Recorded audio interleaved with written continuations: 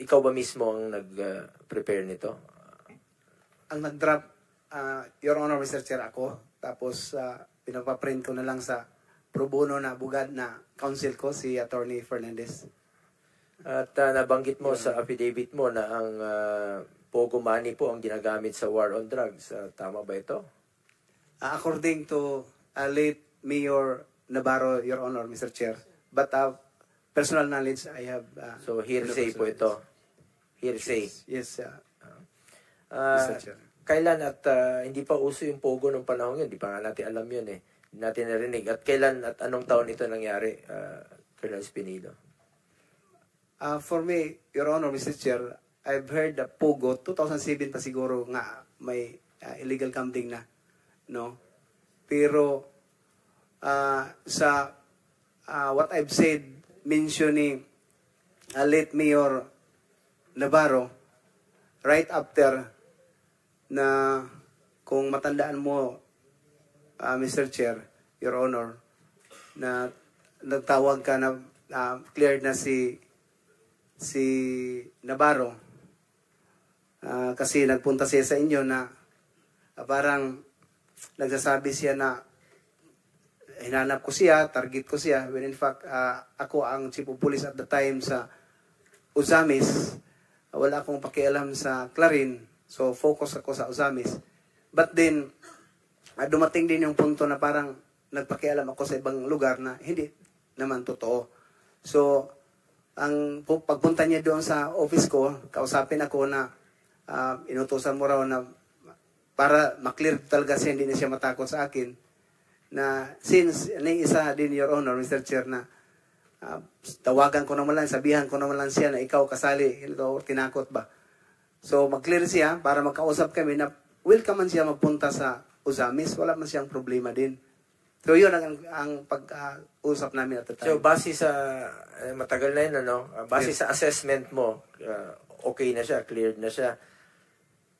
Yun ang nag-usap kayo.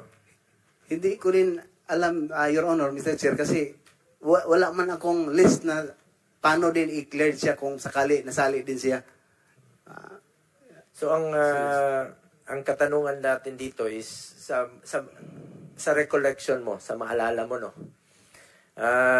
Yung sinabi mo, tinawagan kita to clear dito kay Mayor Navarro. Hindi ko na maalala, mga leader din natin yun doon sa Mindanao. Ang tanong ko lang naman sa iyo, bakit kailangan siyang magpa-clear sa iyo nung panahong yun? Yun din ang naano ko, Your Honor, Mr. Chair, kasama ko nga yung deputy ko, na bakit magpunta siya para sabihin hindi siya matakot sa akin kasi ang pag-alam niya, isali ko siya sa list daw. Yun ang pag-intindi ko na magpunta siya. Kaya pinapunta siya from your end na hindi ako kasali sa watch list.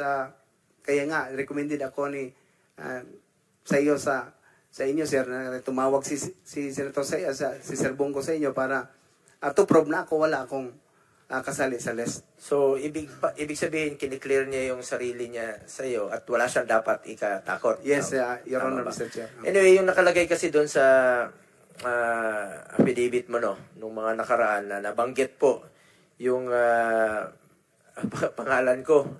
Na-mention mo eh. Yes. May nagtanong sa iyo doon. Kaya gusto ko lang po i-klaro, narinig mo naman po kanina, wala naman tayong partisipasyon dyan sa war on drugs.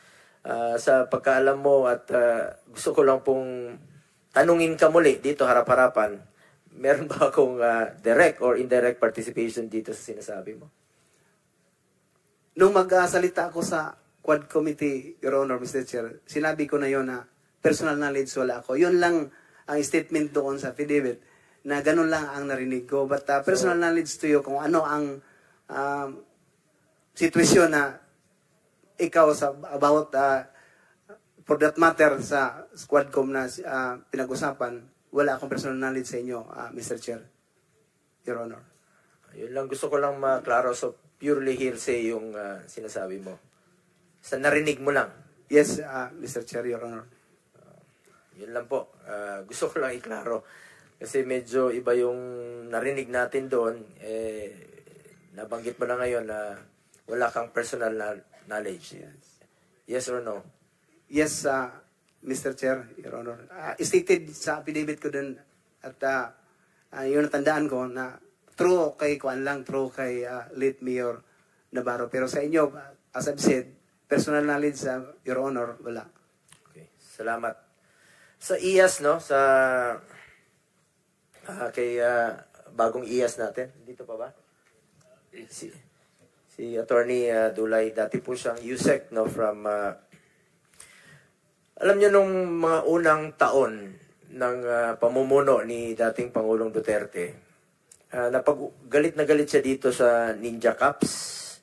Dahil armado po ito, bagamat dinoblin na natin yung sweldo ng mga pulis noong 2018, effective 2018, para magtrabaho talaga sila. Nandiyan dyan pa rin yung mga tinatawag na Ninja Cups. Ano na ho bang status sa mga kaso nila? Ilan na ho bang naparusahan?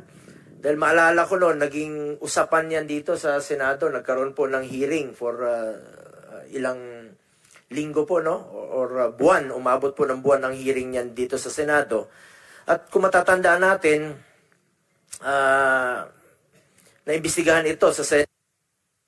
Naimbestigahan po ito sa Senado noong 2019 kasi ito nga yung rason na galit si PRRD sa Ninja Cups.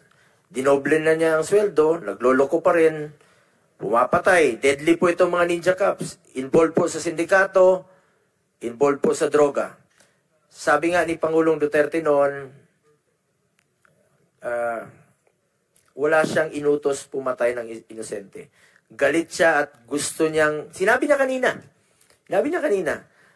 wala siyang inutos pumatay ng inosente, galit siya at ang gusto niyang tugisin ay ang itong mga Ninja Cups na ito. Kaya ako tinatanong ito dahil kumakalat po sa SOCMED, no, sa social media, ang splice video where I was quoted that I said a reward system on war on drugs. Hindi po war on drugs yun. Kung papanoorin niyo po ang full video, hindi ko po tinutukoy ang reward system sa war on drugs dito.